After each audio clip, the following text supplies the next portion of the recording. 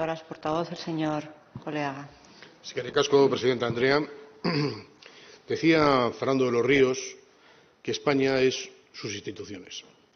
Cuando hoy hemos visto la intervención de la portavoz del Partido Popular, negando incluso la más mínima cortesía de saludar a un compareciente que acude a la Cámara, que además es el fiscal general del Estado, una institución que constitucionalmente viene determinada y definida como parte del Poder Judicial, y a continuación comienza una serie de acusaciones, incluso de comisión de delitos, en sede parlamentaria, sin ninguna prueba de ninguna clase y simplemente porque le da la gana, machacando o intentando vapulear a una institución del Estado. Me parece que con esto se ha cruzado una línea roja muy peligrosa, que es la necesidad de defender nuestras instituciones, las instituciones del país, las instituciones que sirven además para combatir la criminalidad y hacernos a todos más felices y más seguros. En segundo lugar, excelentísimo señor fiscal general del Estado, yo quiero darle a usted la bienvenida a esta Cámara, a diferencia de lo que han hecho algunos otros intervinientes. Quiero darle la bienvenida a esta casa de la palabra, que no casa del insulto, que parece que es para algunos o algunas. Y tengo que decirle que el hecho de que haya presentado usted la memoria precisamente en el Senado, incluso antes que hacerla en el Congreso, como ya inició su antecesora, la fiscal general Dolores Delgado, también es una muestra de respeto a esta Cámara del Senado, una manera de reconocer la importancia de la Cámara Alta, cosa que no tenían, por cierto, fiscales generales que ocurrían en la época del Partido Popular, algunos de los cuales ni siquiera vinieron a comparecer y no defendieron ni presentaron jamás, nunca, la memoria, en un acto claro de desprecio hacia lo que es esta Cámara. Y quiero también decirle que le felicito porque finalmente el Tribunal Supremo ha dictado una resolución definitiva que despeja toda esa duda de esa campaña infumable del Partido Popular contra su persona, acusándole de falta de idoneidad, que incluso hoy se ha repetido aquí. El Tribunal Supremo ha dejado claro que su designación, su nombramiento, es un nombramiento plenamente legal y que, por tanto, usted es un fiscal que cumple todos los elementos de idoneidad para desempeñar ese cargo. Yo esperaba, sinceramente, que con esta sentencia el Partido Popular cambiaría esta manera de esta agresión, este ataque permanente y constante hacia su persona, pero, bueno, pues lamentablemente, mientras Alberto Núñez Feijóo e Isabel Díaz Ayuso estén al frente del Partido Popular, esto parece que es imposible, porque son dos personas que apestan a corrupción. Y le voy a contar algo, señor fiscal general del Estado, que no sé si sabe suficientemente. Cuando presentó la Fiscalía General del Estado la memoria, se nos convocó a los portavoces y a la mesa a una reunión para fijar cuál iba a ser la fecha de su comparecencia. Y pretendían hacerlo inmediatamente. La memoria son 1.500 páginas, un montón de datos, es necesario estudiarla, y cuando los grupos planteamos algo tan sencillo como decir, oye, ¿cómo vamos a hacer una comparecencia inmediatamente ante el hecho de que, en 24 horas, ante el hecho de que hay mucho trabajo aquí que desarrollar? Se nos dijo, bueno, es que queremos que venga para que hable de la gestión. Pues la gestión de la Fiscalía General del Estado es la memoria, sino ¿qué otra gestión? Vista la intervención de la portavoz del Partido Popular, ya entiendo a qué gestión se refiere. Desde luego, la criminalidad, el combate contra los delitos, el acabar con los delitos o intentar disminuirlos, el proteger la seguridad de los ciudadanos y las ciudadanas, poco le interesa. Eso sí, defender a un presunto delincuente como González Amador, pareja de Isabel Díaz Ayuso, parece que es lo más importante para el Partido Popular. Y nos sorprendió tanto que hubiera ese empeño en no dejar el mínimo tiempo imprescindible para poder estudiar, que algo tiene que estar ocurriendo aquí, algo oculto. Y ese algo oculto lo hemos descubierto después. Hemos descubierto que el Partido Popular tiene aquí a sueldo al abogado, señor Soriano, al abogado de Manos Limpias. Nos lo habían ocultado, no lo habían querido decir, negaron en todo momento la existencia de esa persona con una finalidad extraña. Es más, le diré que la propia presidenta de la comisión nos dijo que ella no tenía por qué conocer a qué se dedicaba cada asesor. No entiendo. Pero es que me sorprendió incluso que el propio letrado de la comisión dijera que él no sabía ni quién era ese famoso asesor. Es más, que no sabía ni su apellido. Es un fantasma.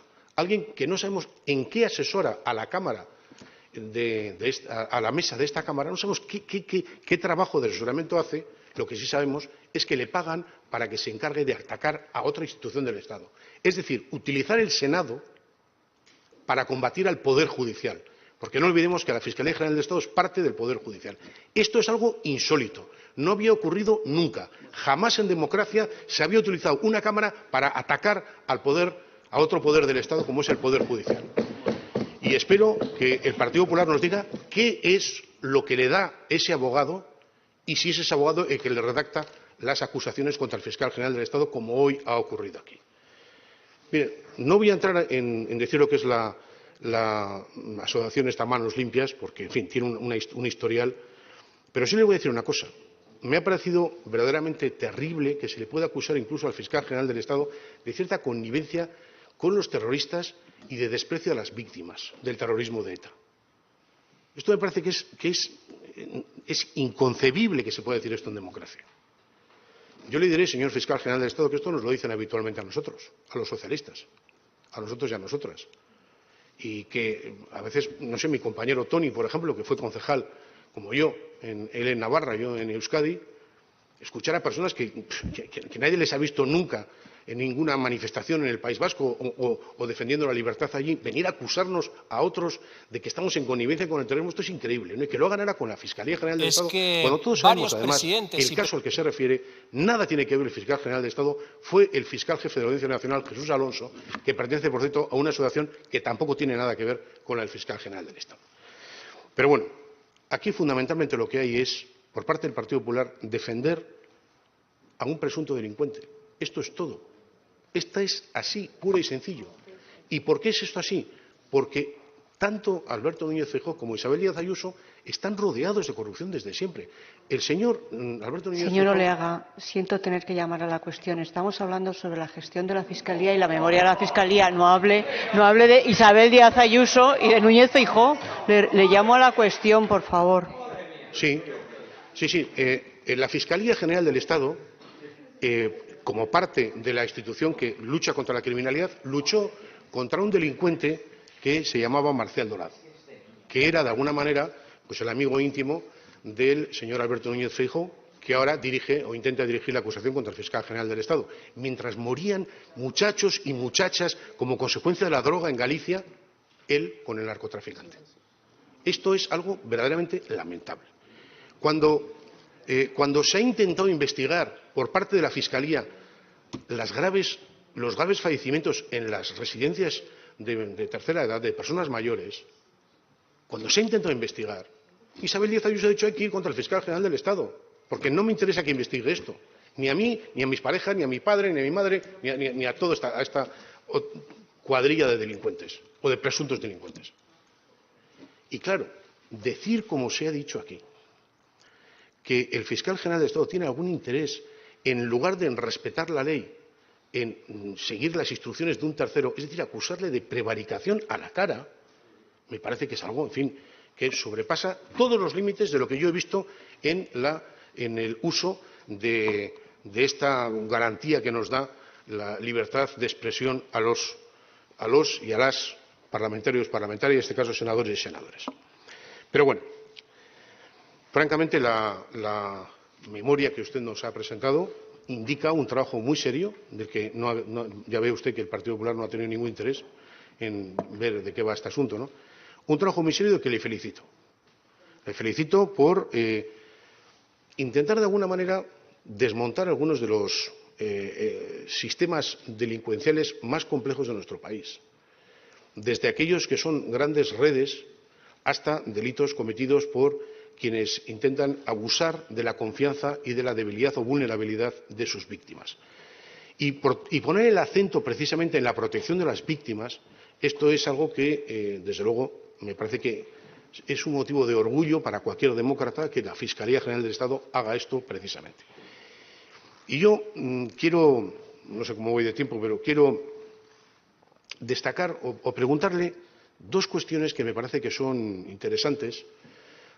Pero antes, permítame que le haga una breve referencia a la perspectiva de género en la formación en su caso, de los fiscales y las fiscales, y también en la perspectiva infantil. Yo he visto, y creo que lo hemos visto todos y todas, el interrogatorio al que se sometió a una presunta víctima de una violencia, de un acto de agresión sexual, y fue algo verdaderamente, en fin, muy poco asumible esto, ¿no?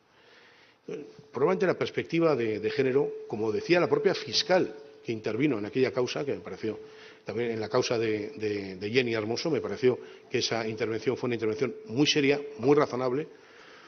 Creo que esta necesidad de perspectiva de género es absolutamente esencial. Como también creo que es esencial la perspectiva de infancia. Hemos visto el caso en Murcia de cómo se agredía sexualmente a menores a las que se les obligaba a prostituirse y encima a hacer aparentar que eran todavía más jóvenes de la edad que tenían, simplemente para satisfacción de magnates y de personas, en fin, adineradas que piensan que con su dinero pueden hacer lo que quieran con las personas, ¿no?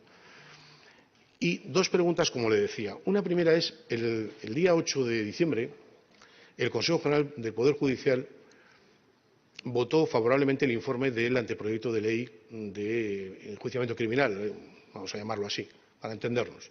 Me gustaría saber qué valoración hace usted de este anteproyecto, entre otras cosas porque sé que en su momento el primer anteproyecto tuvo algunas pegas, algunas objeciones por parte de la Fiscalía. Y, en segundo lugar, el Grupo Parlamentario Socialista planteó, y ahora en el mes de enero ha pasado por la mesa del Congreso, planteó una iniciativa, una proposición de ley en materia de garantía de la protección de los derechos fundamentales frente al abuso de algunas actuaciones judiciales. Me gustaría también que usted me informara al respecto de este tema, qué opina, qué dice, ¿no?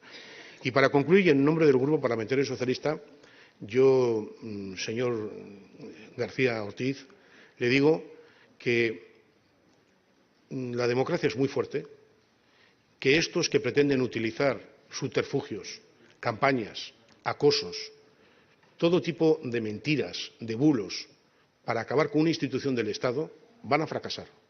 Y que al final la justicia va a reinar y vamos a ser capaces de ver cómo superamos nuevamente los avatares que nos provocan la unión de la derecha extrema con la extrema derecha para socavar el crédito de nuestras instituciones, la libertad y la democracia de nuestro país. No debería de ser fiscal general del Estado, sino también por su absoluta falta de respeto hacia esta Cámara, a la que ha despreciado con su reticencia a comparecer mientras campa a sus anchas por los platós de televisión española, y tal y como ha demostrado hoy mismo al no hacer una mera referencia a la comparecencia solicitada por esta parte. Pero la verdad es que tampoco es que nos sorprende mucho, porque usted representa hoy una auténtica anormalidad democrática. Miren, ya no solo porque estamos ante el primer fiscal general de la historia de la democracia de España imputado ni más ni menos que por un presunto delito de revelación de secretos, por presuntamente filtrar los datos privados de un ciudadano particular y no por desmentir un bulo. ¡Qué indecencia!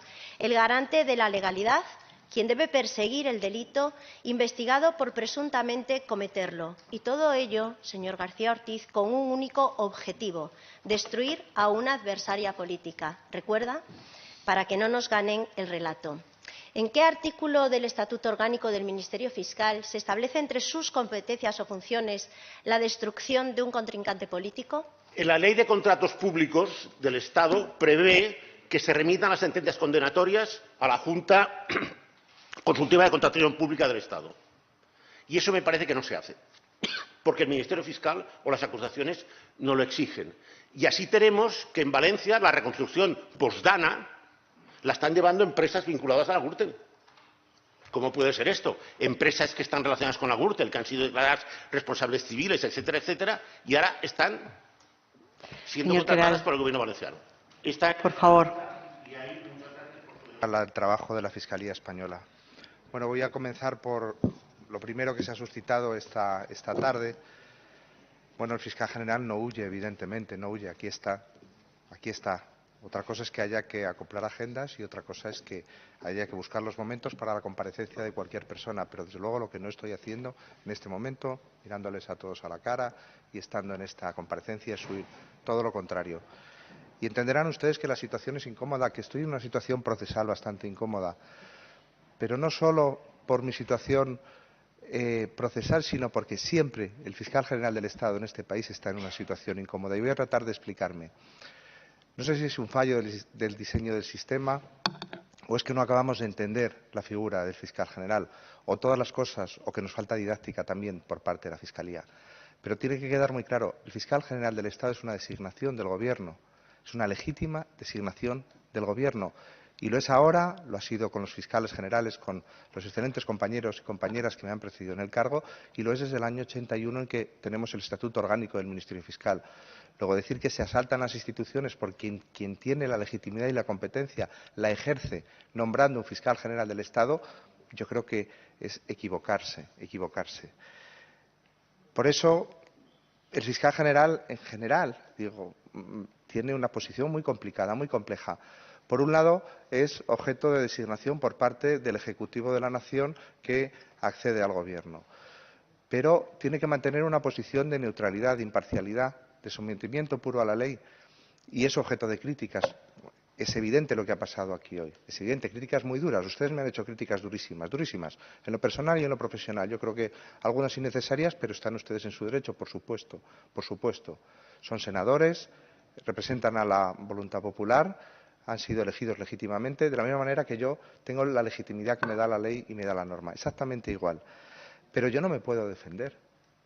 Yo no puedo salir al campo político, independientemente de mi imputación. Yo no puedo salir al campo político y contestarles. Y contestar a todas las cosas que generalmente se le dicen a un fiscal general. Porque si lo hiciera, porque si aterrizara en la arena política, perdería la condición de neutralidad. Perdería esa condición que es la que hace que pueda realizar mi función. Luego, hasta cierto punto, y me lo van a permitir, es fácil meterse con el fiscal general. Hasta un niño de 4 años podría hacerlo y el fiscal general no le iba a contestar porque no puede, no hablamos el mismo lenguaje. Y porque si hablásemos el mismo lenguaje yo dejaría de ser fiscal general, me convertiría en un parlamentario, pero no soy un parlamentario, soy un jurista. Soy una persona que defiende la norma y encabeza, representa una institución tan digna, tan impresionantemente eficaz, tan maravillosa como es el Ministerio Fiscal. Por eso es muy difícil. Si sumamos a esto estar incurso en un proceso penal, si a esto que les estoy contando y que es evidente, lo ven ustedes y lo han visto a lo largo de la historia de la democracia, sumamos estar en un proceso penal, pues fíjense qué situación tan complicada para venir a una comparecencia parlamentaria y explicar lo que no puedo explicar. Pueden ustedes contarme todos los detalles del proceso que quieran, pueden decir una a una las pruebas que supuestamente me incriminan, pero yo no les voy a poder contestar.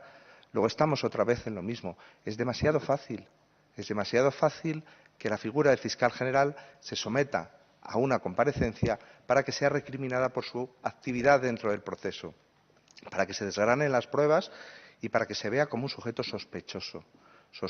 Y ahora iré a esta cuestión. No creo que me hayan oído a mí hablar públicamente, no lo han hecho, no lo he hecho, desde mi imputación y, por supuesto, tampoco antes. Ese supuesto paseo por las televisiones fue acudir a una televisión pública, la que tenemos en España, nuestra televisión pública, a explicar las razones de mi no dimisión. A eso me refiero.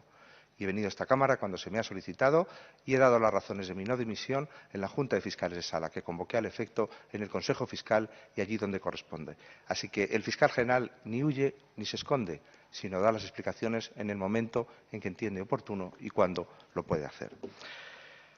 ¿Por qué no podemos hablar de mi proceso? Bueno, es evidente, pero más allá de que no se puede hablar, no se puede traer al fiscal general del Estado a hablar de procesos pendientes. Y lo digo en general, no se puede. Sencillamente ocurriría lo que tantas veces denunciamos, la interferencia en la justicia, la interferencia en los procedimientos abiertos, la interferencia en la opinión pública, en los juicios paralelos, la interferencia en la dificilísima labor del magistrado instructor, por ejemplo, de mi causa. No queremos interferir, queremos que sea independiente, lo queremos todos, los quieren ustedes y lo quiero yo. Bueno, pues vamos a intentarlo entre todos. Pero no porque lo diga yo, sino que también esta Cámara lo ha tenido muy claro y lo ha tenido muy claro en el pasado. Les leo simplemente. La Fiscalía General del Estado, en relación con un procedimiento judicial en curso, no es susceptible de control parlamentario, ya que el Ministerio Fiscal está sometido únicamente a los principios de legalidad e imparcialidad recogidos en los artículos 6 y 7 del Estatuto Orgánico del Ministerio Fiscal. Y no es una frase mía, es una frase de la mesa de esta Cámara, presidida por el senador Pío García Escudero, el 21 de octubre de 2016, cuando le contesta al senador Joan Comorera, del Grupo En Comú, ante la petición de comparecencia de Consuelo Madrigal, entonces fiscal general del Estado, a propósito de la carta de las comisiones rogatorias venidas de Argentina por parte de la jueza Servini. Por lo tanto, este es el encuadre que hay que hacer. Yo les comentaré, encantado y además con orgullo del trabajo de la Fiscalía Española, todo lo que ustedes quieran sobre ese trabajo, pero entenderán que en sede parlamentaria protegida su libertad de expresión, en sede pública mi libertad de expresión se encuentra bastante limitada. Y esto me lleva también a una mínima reflexión sobre el ejercicio de las competencias de cada órgano y en especial de cada órgano constitucional.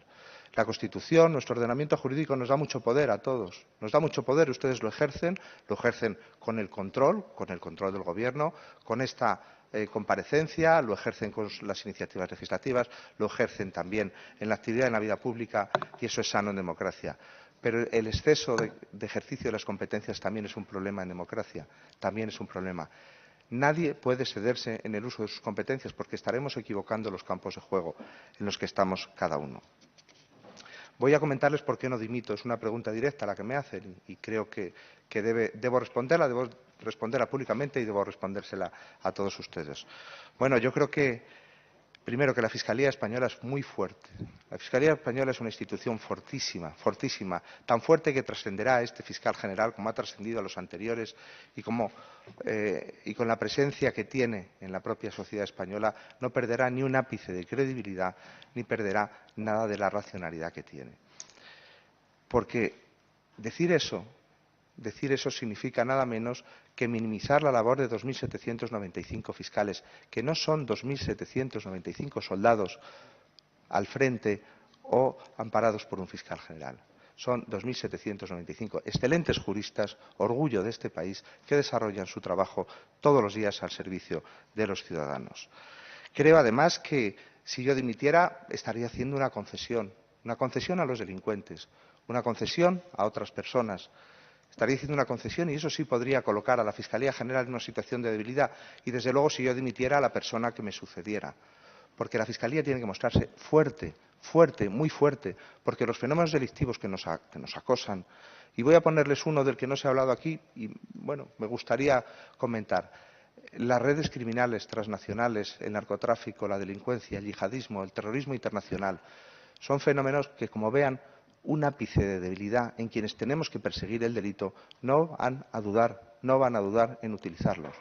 Hay que respetar las instituciones y también hay que mimarlas, porque la fortaleza de la Fiscalía también se defiende con lealtad de esa manera. Creo que incluso desde el punto de vista personal, para mí sería más cómodo marcharme. Yo no me aferro a ningún cargo. Yo creo en la institución que defiendo y por eso me quedo en ella. Sería muchísimo más cómodo. No se lo pueden ustedes ni imaginar. Desde el punto de vista personal, familiar y profesional, el lugar donde viviría y lo a gusto que estaría.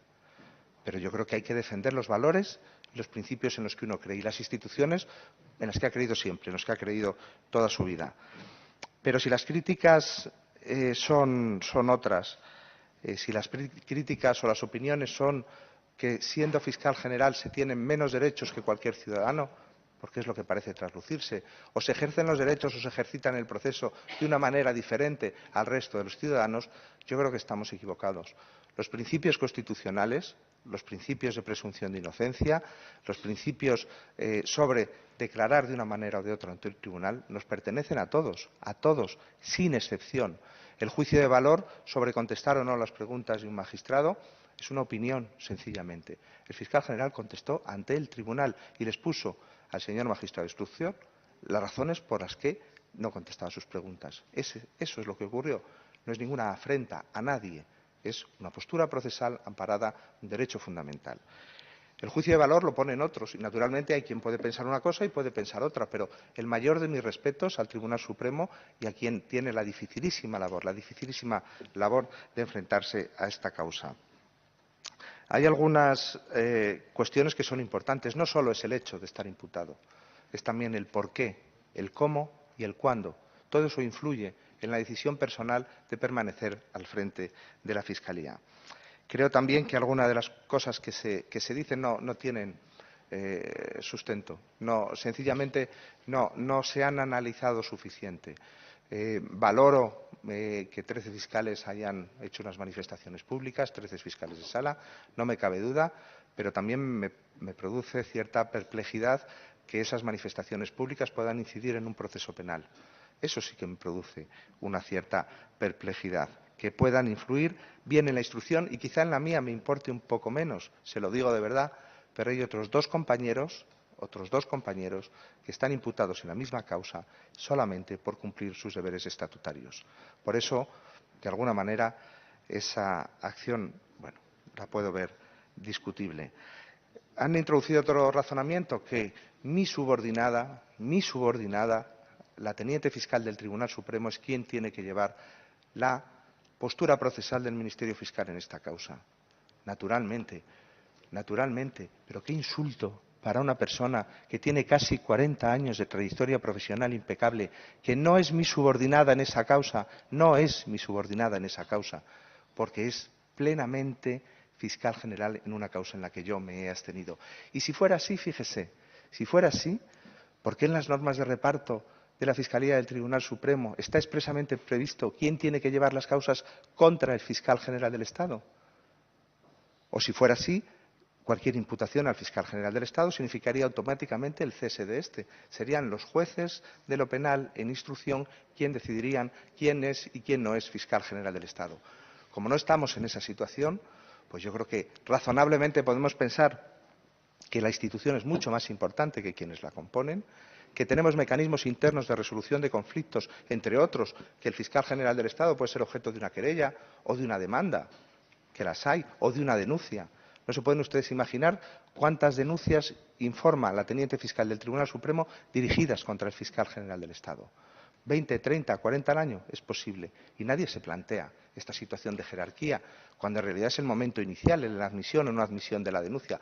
Luego las cosas que están escritas, además, porque esto está escrito desde siempre en la Fiscalía Española y por si fuera poco en una norma de reparto del año 2021, antes de que yo llegara a ser fiscal general del Estado. Por lo tanto, las cosas con sensatez. Si hay un reparto de causas es porque puede haber causas y porque no la podemos solucionar echando al fiscal general del Estado. Creo que debo defender, por eso, la honorabilidad de todos y cada uno de los fiscales de este país, los que están imputados, pero también quien ejerce su trabajo, como es la teniente fiscal del Tribunal Supremo, que bastantes críticas ha recibido. Sí que me corresponde hablar o contarles alguna cuestión que es lo mismo que lo que le he contado al magistrado instructor. Yo no me puedo salir de ese marco de referencia, pero sí creo que debe conocerse con exactitud. En primer lugar, yo no quiero que mis declaraciones en esta sede se interpreten más allá de lo que se pretende. Contestar a sus preguntas, informar a la opinión pública y, en absoluto, influir en un magistrado instructor que, como digo, tiene una extraordinaria y difícil labor. Pero hay que entender, y yo creo que me toca a mí explicarlo, lo que significa poseer datos, tener datos de tantas personas y de tanta gente. Y, de alguna manera, entender lo que significa en la sociedad actual la protección de datos y cómo los principios relativos a toda la protección de datos no es algo que me haya inventado yo o se haya inventado la Fiscalía General, sino que preside todas nuestras vidas desde hace mucho tiempo. Solo así se explica que la Unión Europea, en su reglamento, en el Reglamento de Protección de Datos, relativo a la protección de las personas físicas en lo que respecta al tratamiento de datos personales y la libre circulación de estos datos, el Reglamento 2016-679, establezca un principio básico en toda la regulación de protección de datos. Limitación del plazo de conservación. Es un principio tan básico que se desarrolla, no quiero aburrirlos, en el artículo 5, en el artículo 89, en el artículo 17. Es decir, el responsable está obligado, salvo que exista una exigencia legal que imponga su conservación, a suprimir sin dilación indebida los datos personales. Esa es una obligación de todos. Quien mantenga en sus dispositivos telefónicos o en sus ordenadores datos relativos a tercero y no los necesite y no los utilice y los mantenga, está incumpliendo un reglamento y una directiva de protección de datos. También está incumpliendo la ley española, pero por si fuera poco, en la normativa interna que tenemos los fiscales también incorporamos estos principios. No solo dentro del ámbito de la Unión Europea, también en el ámbito del Consejo de Europa se establece este principio de no tener los datos por más tiempo necesario que los propósitos en función de los cuales se establecen estos datos. Por lo tanto, borro, tanto porque es mi derecho a disponer de mi intimidad, como lo tiene cualquier otro ciudadano, como lo tienen ustedes en sus dispositivos, ejerzo mi libertad, como porque cumplo las previsiones legales para proteger mis datos y los datos de los que soy custodio. No se pueden ustedes imaginar los datos que tiene el fiscal general del Estado. En todo caso, respecto a esto se han dicho muchas cosas, algunas de ellas duras y algunas las acabo de oír en esta sede. Expresiones como que borro las pruebas de mi inocencia, o que soy culpable por haber borrado un terminal, o que el borrado sea un indicio, supone nada menos, y aquí hay expertos penalistas, una inversión de la carga de la prueba en el derecho penal y una deriva peligrosa en la consideración de los principios que fundamentan el Estado de Derecho. La inocencia se presume. La inocencia se presume. Por ser fiscal general del Estado no soy más, pero tampoco soy menos. Y ningún ciudadano, nadie, está obligado a probar su inocencia. Recuérdenlo, es muy importante en la idea del Estado de Derecho. Se extiende sobre mí, se extiende una sombra de sospecha genérica por realizar lo que la norma dice con claridad. No se deben mantener los datos ajenos en el dispositivo más que el tiempo estrictamente necesario. No debemos mantener los datos ajenos cuando ya no son útiles para el fin al que han sido destinados. Algo que es de sentido común y se convierte un borrado de un móvil personal y profesional en una evidencia de culpabilidad. Invertimos, repito, las normas básicas del Estado de Derecho. Se traslada ante la opinión pública un relato alternativo de culpabilidad, un señalamiento público. Quizá haya que aclarar también algunas cuestiones concretas sobre el borrado. El borrado en mi dispositivo supone que fue borrado efectivamente en las fechas que indica el informe de la UCO, pero había sido borrado con anterioridad. Yo borro regularmente mis datos. Eso le dije al magistrado instructor. Eso es lo que yo manifesté ante los tribunales. Borro regularmente los datos. No borro 7 meses después los datos. Borro regularmente los datos. No lo olviden.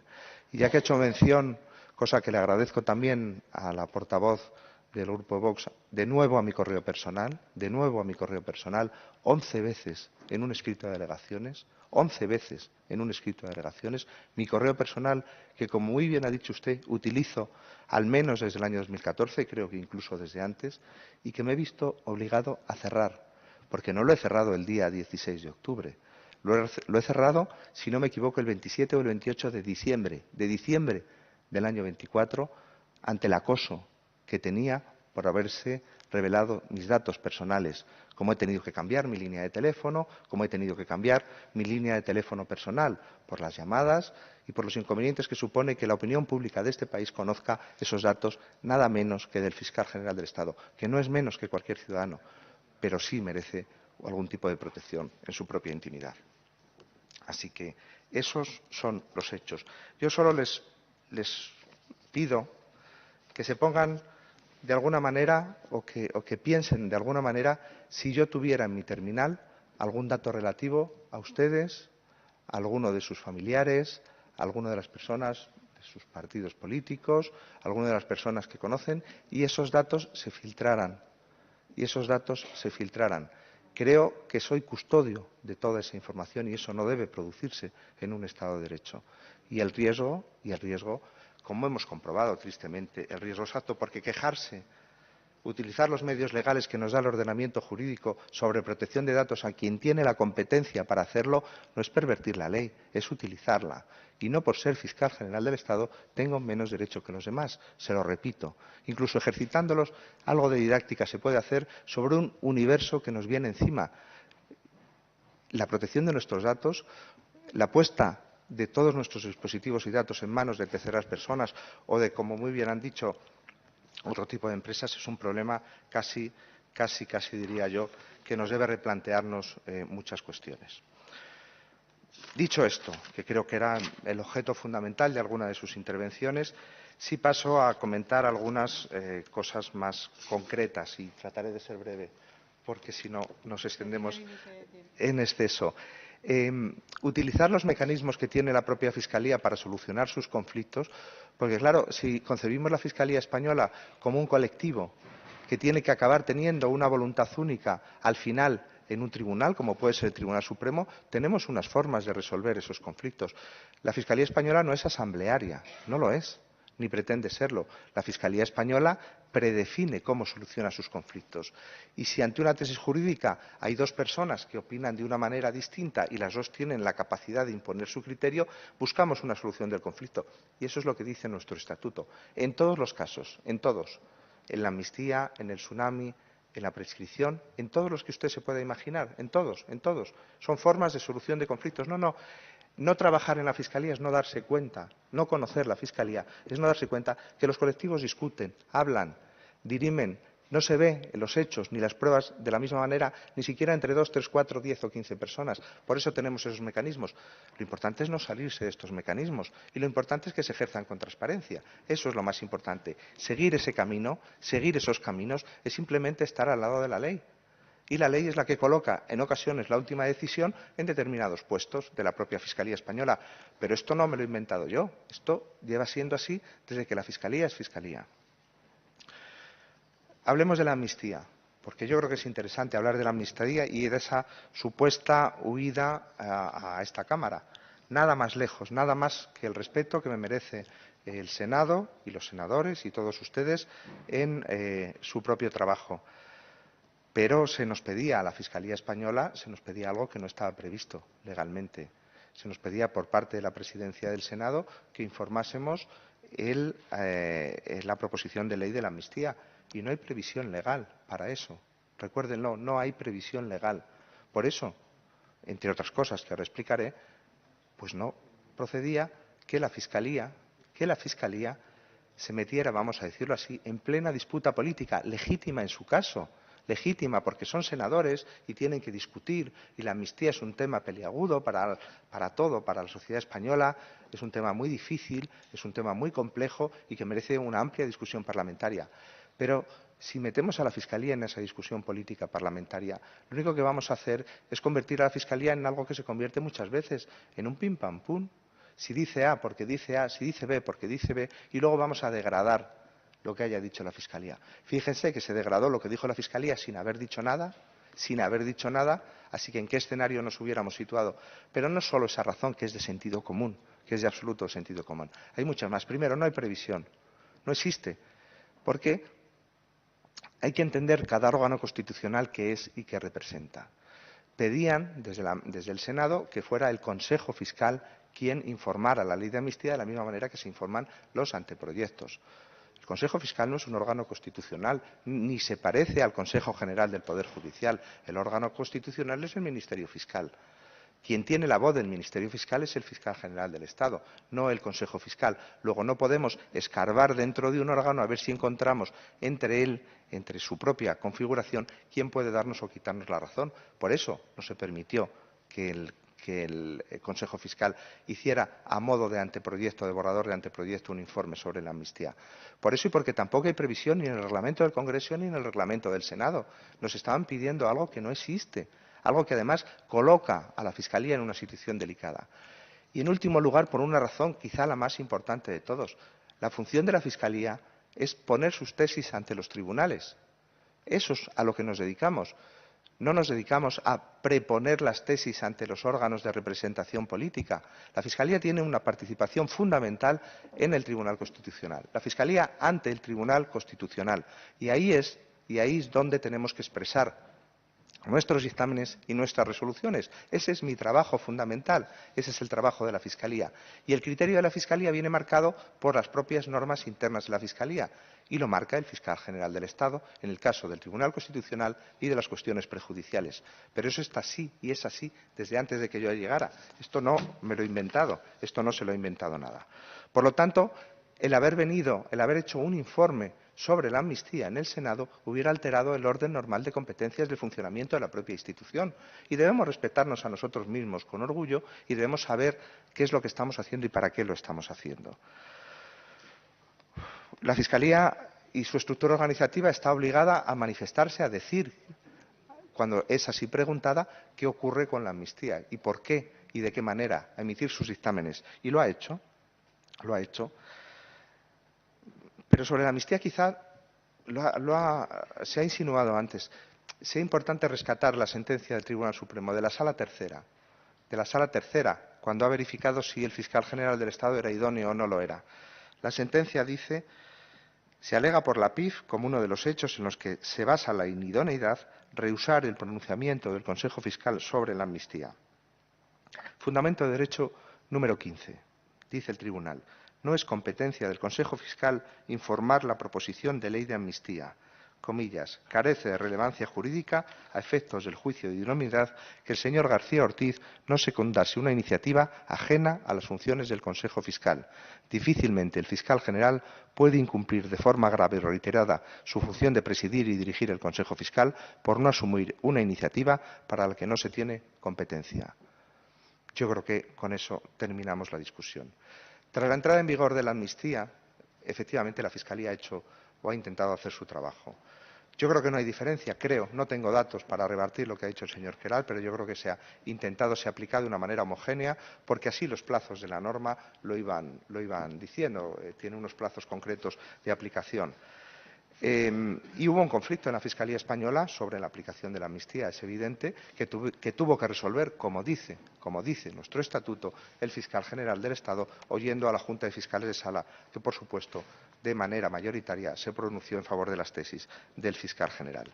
Y hemos tenido que informar de la amnistía en varios procedimientos.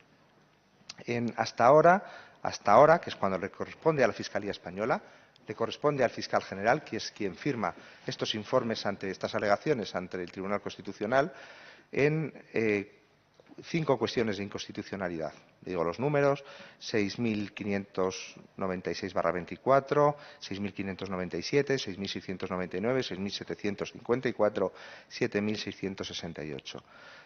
Todas ellas planteadas, 2 por el 4 por el TSJ y 1 por la Audiencia Provincial de Madrid. También se han planteado cuestiones prejudiciales en las que hemos tenido que emitir diferentes informes. Tengo conocimiento de 3, me han informado de la de Vilanova y la Geltrú, en el que también, como en estas 3 anteriores, la Fiscalía se ha opuesto por razones jurídicas expresamente a la admisión de estas cuestiones prejudiciales, fundamentalmente técnicas. Se habla también de que soy el único fiscal general que ha sido declarado inidóneo por el Consejo General del Poder Judicial. Es cierto, eso es una verdad, pero yo creo que no es de mérito de este fiscal general, es de mérito del Consejo General del Poder Judicial, y no arremetí contra nadie. Conté sencillamente lo que el informe del Consejo General del Poder Judicial no contaba, que, por cierto, ha sido rebatido también punto por punto por la sentencia del Tribunal Supremo que les acabo de contar. Desde la falta por ejemplo, la falta de deficiente legalidad en la gestión administrativa de la Fiscalía, atribuyéndosenos competencias para la ejecución de sentencia que no tiene la Fiscalía, porque los nombramientos y ceses de los fiscales corresponden al Ejecutivo, no corresponden al fiscal general. Por ejemplo, también con razones de deficiente transparencia en los nombramientos discrecionales, cuando si se ha incorporado algo es una entrevista pública a los participantes, a los postulantes, y el Consejo General del Poder Judicial, o quienes votaron a favor de esa inidoneidad, deslizaron unas cifras que sencillamente eran falsas. Y así lo dije en la Comisión del Congreso, así lo dije, porque eran falsas. Las cifras de nombramiento respecto a los miembros de la Unión Progresista de Fiscales no se acomodaban a la realidad, pero no por poco, vamos a decirlo así. 33 nombramientos, decía el Consejo, 22 nombramientos de la Unión Progresista de Fiscales. Madre mía, madre mía. Les comento la cita completa. De 97 nombramientos que ha hecho este fiscal general del Estado, 19 corresponden a miembros de la Unión Progresista de Fiscales. 19. Y de aquellas, de los que se refería el Consejo General del Poder Judicial, manteníamos la misma ratio, el 20%. El 20%. Pueden ustedes comprobarlo. Y lo dice también la propia sentencia del Tribunal Supremo. Las cifras que dice el Consejo y que decían los demandantes no se correspondían con la realidad. Por lo tanto, yo creo que bueno, algunas de esas alegaciones que son duras de escuchar para un fiscal general, como por ejemplo que no apoya a los fiscales o que no apoya a los fiscales del proceso, bueno, pues yo creo que eso no es cierto. El fiscal general apoya a todos los fiscales, a todos, y lo ha dicho repetidas veces. Y también se reconoce por parte de algún órgano judicial. 11 del 11 del 23, clausura del Congreso de la Asociación de Fiscales. 16 del 11 del 23, respuesta a las cartas del fiscales del Procés. 23 del 11 del 23, jornadas de fiscales de Derecho Civil de Córdoba. 11 del 12 del 23, Junta de Fiscales Superiores en Mariñán. Bueno, yo creo que las cuestiones se resuelven dando argumentos, y yo los doy. Gustarán más o menos, y doy datos. 20 del 12 del 23, Consejo Fiscal. 21 del 12 del 23, comparecencia ante la Comisión de Justicia del Congreso, nada menos que en sede parlamentaria. La pregunta, si me permiten el sarcasmo, es ¿quién defiende al fiscal general del Estado? No si el fiscal general del Estado defiende a la justicia y defiende a los tribunales. Se plantean también algunas cuestiones que creo que merece la pena hablar porque son cuestiones de fondo y han sido tratadas o traídas también por alguno de ustedes. Circular de delitos contra la libertad sexual, si me lo permiten, con un desprecio para un trabajo que ha sido alabado por el Tribunal Supremo. Puede que no seguido por el Tribunal Supremo, pero alabado por el Tribunal Supremo, que, como decía la sentencia de contencioso que les acabo de decir, el hecho de que un tribunal no siga una tesis jurídica no significa que la tesis jurídica esté mal planteada. Es simplemente una cuestión de cronología y tiempos. Primero, hubo un decreto, nada más promulgarse la ley, avalado por los 4 fiscales jefe de la sección penal del Tribunal Supremo y el fiscal jefe del Tribunal Constitucional. Y hubo una circular, existió la circular de 29 de marzo del 23, avalada por unanimidad por todos los fiscales de sala, por unanimidad, que sostenía unas tesis jurídicas que, honestamente, desde la Fiscalía pensábamos que eran más protectoras de las víctimas que solo algunas de las resoluciones que el Tribunal Supremo ha emitido con posterioridad. Pero es fácil simplificar, pero es que esto es muy complicado. Es que analizar toda una legislación sobre libertad sexual y ponerla en valor y ver cómo se aplican las disposiciones transitorias y cómo se aplican los nuevos tipos penales es algo más que un grito al viento. Es una cuestión muy delicada. Y, como les digo, la Fiscalía no puede hacer otra cosa. Si quien tiene que unificar, que es el Tribunal Supremo, tarda al menos un año en dictar doctrina, en tanto en cuanto esas iniciativas tengan que llegar a los tribunales, le corresponde a la Fiscalía General dictar doctrina para que lleguen. Es el juego de la aplicación del principio de igualdad en todo el territorio español. Es así de sencillo. El fiscal general puede dictar una circular con el auxilio de la Junta de Fiscales de Sala, repito, por unanimidad en este caso, y eso lo cumplen o lo deberían cumplir todos los fiscales de España. Garantizamos la unidad. Desde el momento en que el Tribunal Supremo dicta su propia doctrina, dicta la doctrina vinculante para todos nosotros, se ha acabado la discusión. Pero ¿qué pasa en ese territorio intermedio si la Fiscalía no da una tesis? ¿Que 2.700 fiscales harían cada uno lo que pensaran en la aplicación de una norma? Eso es ilógico. Tenemos que tener criterios de actuación, criterios unitarios de actuación. Así funciona la estructura del Ministerio Fiscal. La Fiscalía Española no da órdenes particulares, da órdenes generales, da instrucciones generales para garantizar el principio de igualdad. Así se entiende la jerarquía, como un principio organizativo para garantizar el principio de igualdad. No se entiende de otra manera. Disculpe que me estoy alargando y quiero responder a algunas de las cuestiones directamente que se han planteado. Usurpación de bienes inmuebles ha sido planteada por algunos de ustedes y luego intentaré ir de alguna manera. Bueno, no hace falta que explique que hay 2 tipos penales que protegen el patrimonio inmobiliario, uno más referido al bien jurídico, que es la intimidad, que es el domicilio, y otro más bien referido a la posesión, al propio patrimonio. El allanamiento de morada sería uno, la usurpación sería el otro. Y es el Código Penal, pero también hay una defensa civil, hay una posibilidad de desahucio y una defensa frente a quien, con un título dudoso, permanece en una vivienda.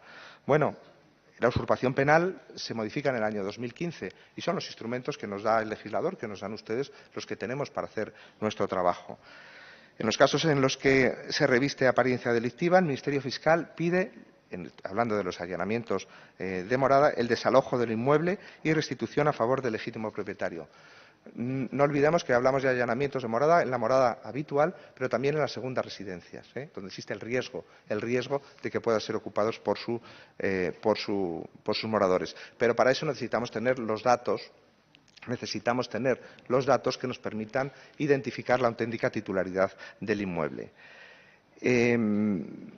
Solo lo hacemos, o sola petición de desalojo y restitución suele ocurrir cuando hay un perjudicado, la víctima es una persona física o una persona jurídica sin ánimo de lucro, es decir, una entidad sin ánimo de lucro de utilidad pública. En la solicitud de esta medida cautelar, los fiscales no solo vemos el hecho en sí del allanamiento de la morada o de la usurpación, sino también valoramos, por supuesto, las cuestiones de orden público que se suscitan alrededor de un problema como es la ocupación. Y el desalojo civil es otra cosa. Pero sí que me interesa resaltar las notas de la memoria, no de estas, sino de las memorias anteriores, porque hay fenómenos que a lo mejor no son lo que parecen. En la memoria de 2024 se constata la progresiva disminución de este tipo de delitos, siendo que en 2023 se incoaron 8.584 procedimientos, lo que significa un 33,46% menos desde el año 2016. Un 33,46% menos. Y los procedimientos incoados en 2023 son un 3,2% menos de los incoados en 2022. Eso le daría una cifra de 8.800 en 2022, 8.500 en 2023. Intentando seguir un orden de respuesta a alguna de las intervenciones que ha tenido sobre Illes Balears y la sensibilidad compartida en el uso de las lenguas propias de cada comunidad. Andrea, bueno, pues en primer lugar decir que con la cita que usted nos ha planteado hoy del expresidente de esta Cámara, de Pío García Escudero, se ve un poco cuál es la deriva que está siguiendo el Partido Popular en esta causa contra usted, en esta causa general contra usted, ¿no? Y ahora de la mano de manos limpias, ¿no? Contratando al abogado de una organización ultraderechista que lleva prácticamente desde su fundación intentando socavar las instituciones democráticas de nuestro país. Ha criticado todo. Yo podría hablarle de lo que hizo en el País Vasco, pero es que llegó incluso a presentar una querella contra los lunis, no simplemente porque van en contra de todo lo que es la lucha del colectivo LGTBI por sus derechos, ¿no? O, sobre todo a mí particularmente me preocupa que el PP haya entrado en esta deriva, que hayan contratado a un abogado de una organización que intentó acabar con el proceso de paz en Euskadi. Intentó llevar al lehendakari Patxi López y al consejero de Interior, Rodolfo Ares, a los tribunales y consiguieron sentarles en el banquillo, como están intentando hacer con usted.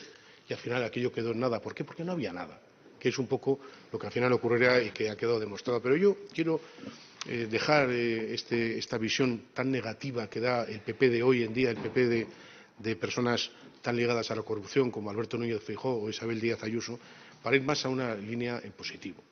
Señor Fiscal General del Estado, esta legislatura está siendo un avance muy significativo en materia de justicia, no solo por la última ley que se ha aprobado, ¿no?, la ley de medidas en materia de eficiencia del servicio público de justicia, sino incluso el cambio constitucional, la ley del derecho de defensa y estas otras que usted nos ha comentado, que además lo ha analizado desde una perspectiva muy positiva, ¿no?, como es la ley de enjuiciamiento criminal y también la necesidad de regular debidamente el acceso a la carrera judicial y fiscal de otra manera distinta y también el recurso a limitar estas acusaciones como la de Manos Limpias y el PP, que son acusaciones absolutamente, en fin, infundadas y que no persiguen la justicia, sino persiguen causar daño a las instituciones, en este caso a la Fiscalía General del Estado.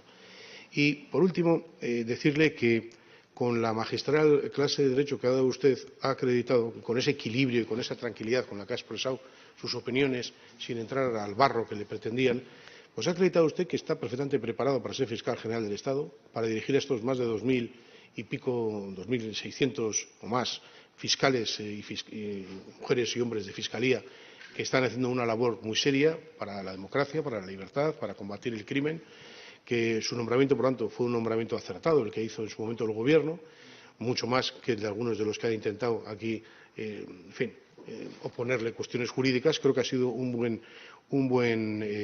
buena muestra de su capacidad y de su preparación, que ya demostró usted cuando tuvo que investigar el caso Prestige, por lo que tanto le odian los del PP, o cuando usted tuvo que combatir esos incendios en Galicia, que el señor Feijóo decía que eran de una organización que se dedicaba a quemar, y evidentemente no había ninguna prueba de eso, o cuando está investigando a las muertes en las residencias por culpa de la indecencia de una serie de normas que se adoptaron en su momento. Creo que ha demostrado usted una inteligencia, un saber y un conocimiento jurídico. Y solamente me resta acabar con una forma muy semejante a la que acabé el otro día una intervención que tuve en el Pleno, y decirle que, emulando a San Mateo, bienaventurados los perseguidos por causa de la justicia, porque de ellos será el reino de los cielos. Estoy seguro, señor fiscal, que usted saldrá bien parado de esto, y estos de la derecha extrema y de la ultraderecha, que tanto daño están haciendo a nuestro país, acabarán retratados y acabarán siendo la vergüenza en el futuro. Eskerrik asko. Le aviso, señor fiscal general, que a las 8 me voy y es culpa de Renfe. No es que quiera hacer una grosería, pero por lo tanto, si no estoy cuando usted dé la respuesta, échele la culpa a Renfe y ya tenemos un culpable y listo. Bien, me ha quedado en el tintero una pregunta que es un caso que para mí es sangrante. Usted ha hecho una mención un poco marginal en su primera exposición, que es el tema de las residencias de la COVID, lo que usted ha dicho, los protocolos facultativos, pero son lo que se conoce popularmente los protocolos de la vergüenza.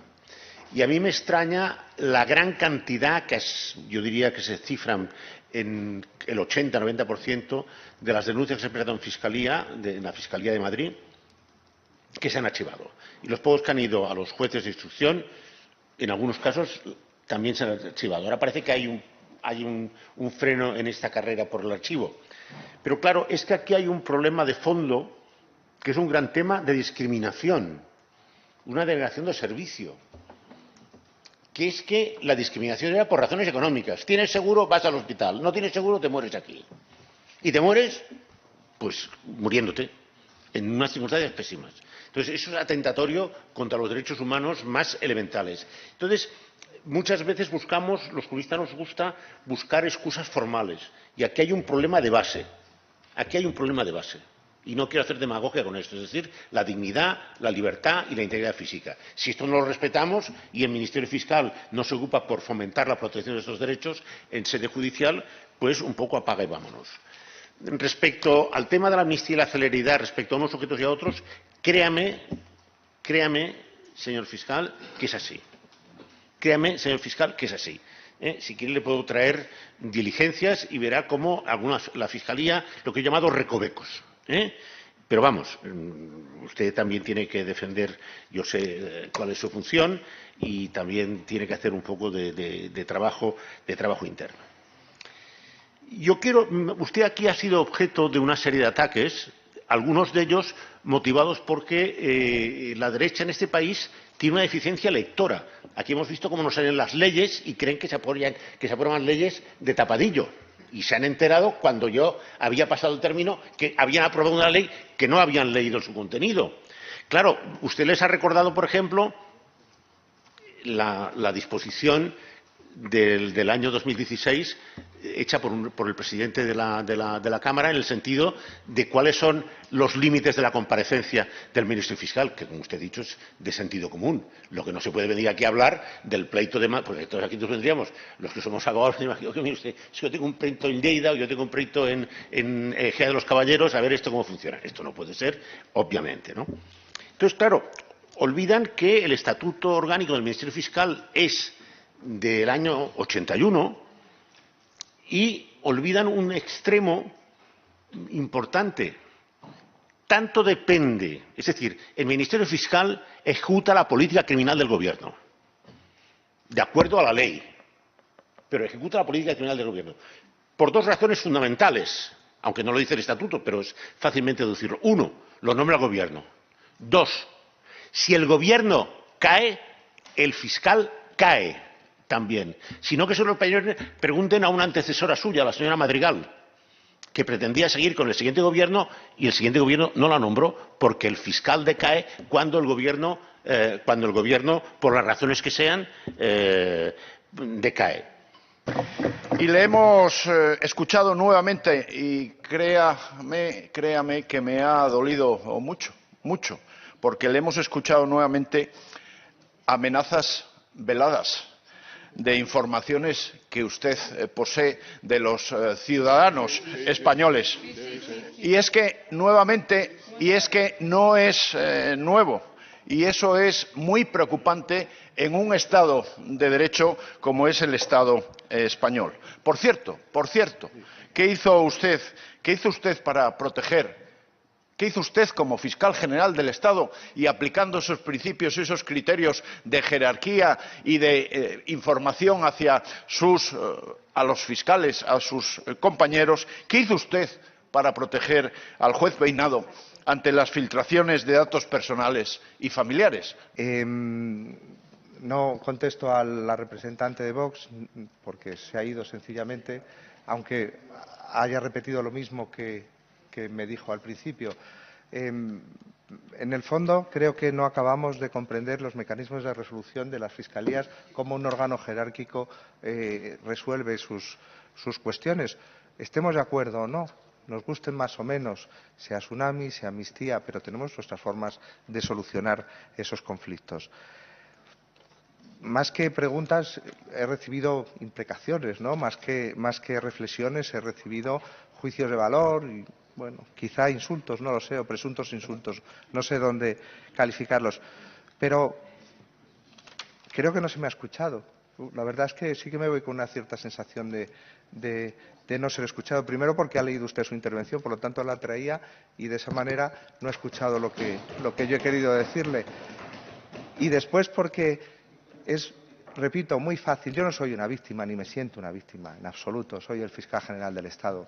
Pido disculpas, fíjese lo que le digo, pido disculpas si alguna vez decir que mi teléfono contiene información que afecta a la seguridad del Estado, a la seguridad de los fiscales y a la seguridad de los ciudadanos de este país es amenazar a nadie. Todo lo contrario. Es todo lo contrario. Todo lo contrario. Es todo lo contrario. Si lo he dicho mal, reitero ahora la verdad de mis afirmaciones. Lo que trato de poner en valor es la necesidad de preservar, de custodiar esos datos para mí y para todos, porque no son datos míos, son datos de mucha más gente. Es sencillo de entender si se mira con una mirada, vamos a decirlo, limpia. Me hubiera gustado hablar, señora Presidente, de otros fenómenos delictivos, de drogas, del serio problema de delincuencia organizada y narcotráfico que tiene este país, que lo tiene, y los esfuerzos de la Fiscalía para terminar con él, y las propuestas legislativas que van en la memoria sobre los petaqueros o sobre soluciones en el campo de Gibraltar o en toda la costa, o hablar también de corrupción y aquella que afecta a algunas estructuras del Estado que nos parecen preocupantes. Me hubiera gustado hablar de otros fenómenos delictivos. Pero bueno, entiendo también que este es un órgano de representación política y se haga una crítica política al fiscal general del Estado. Lo entiendo perfectamente. No me lo tiene que explicar nadie. Nadie es un pobre abogado de provincias. Todos somos excelentes profesionales que trabajamos dignamente respetando nuestra profesión. Y yo creo en la honestidad de la gente. Yo tengo ese defecto de creer en la honestidad de la gente. Crean ustedes también en la honestidad del fiscal general del Estado. Gracias.